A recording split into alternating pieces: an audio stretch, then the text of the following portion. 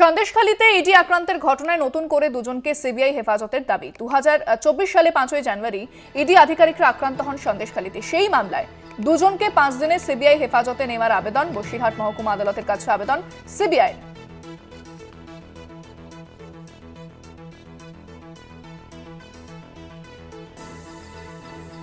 সালে 5ই জানুয়ারি যে ঘটনা ঘটেছিল, সিবিআই সেখানে গিয়ে আক্রান্ত হয়েছিল, ইডি আক্রান্ত হয়েছিল। শেখ শাহজাহানকে গ্রেফতার করতে তারা যখন যায় তখন আক্রান্ত হন ইডি আধিকারিকরা এবং এই ঘটনায় নতুন করে দুজনকে সিবিআই হেফাজতের দাবি। ফোনে রয়েছেন প্রতিনিধি সঞ্জিত চক্রবর্তী।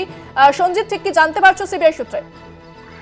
দেখো, সিবিআই সূত্রে যেটা খবর, যেটা 2024 5ই জানুয়ারি রেশন দুর্নীতি মামলায় যখন ইডি আধিকারিকরা উত্তর 24 পরগনার সন্দেশখালীতে সরবেরিয়ায় গিয়েছিল, সেখানে যে আক্রান্ত হন সেই আক্রান্তের ঘটনায় ভিডিও ফুটেজে এদেরকে দেখা গিয়েছিল। এবং ইতিমধ্যে তুমি জানো এই ঘটনায় মোট গ্রেপ্তার হয়েছে বেশ কয়েকজন, তার মধ্যে দুইজন জামিনও পেয়ে গেছে। মূল অভিযোগ যাদের বিরুদ্ধে রয়েছে, বিশেষ করে শেখ শাহজাহান, শেখ আলমগীর, জিয়াউদ্দিন মোল্লা সহ এখনো 4 জন জেলে বাজারে রয়েছে। ইতিমধ্যে তদন্তকারীরা মনে করছে যে এই নতুন দুইজনকে একাধিকবার তার বাড়িতে, অর্থাৎ সরবেরিয়ার বাড়িতে, এই হাসানুর শেখ, আলাউদ্দিন মোল্লা, এদের দুটোর বাড়িতে কিন্তু একাধিকবার নোটিশ পাঠানো হয়েছিল, তাকে খুঁজে পাওয়া যাচ্ছিল না।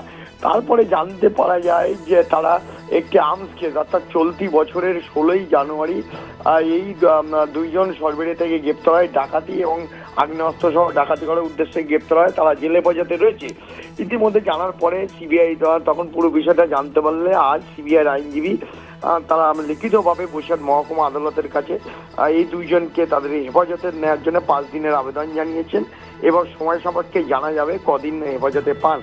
ইতিমধ্যে এই আসামি পক্ষের আইনজীবী তারা বিরোধিতা করেছে, তারা বলেছেন যে তারা এই ঘটনার সঙ্গে, অর্থাৎ যে 5ই জানুয়ারি 2024 ইডি আক্রান্তের ঘটনায় তারা কোনোভাবেই জড়িত ছিলেন না। আমরা বিরোধিতা করব এবং বিরোধিতা করে হাইকোর্টে তারা যাবেন।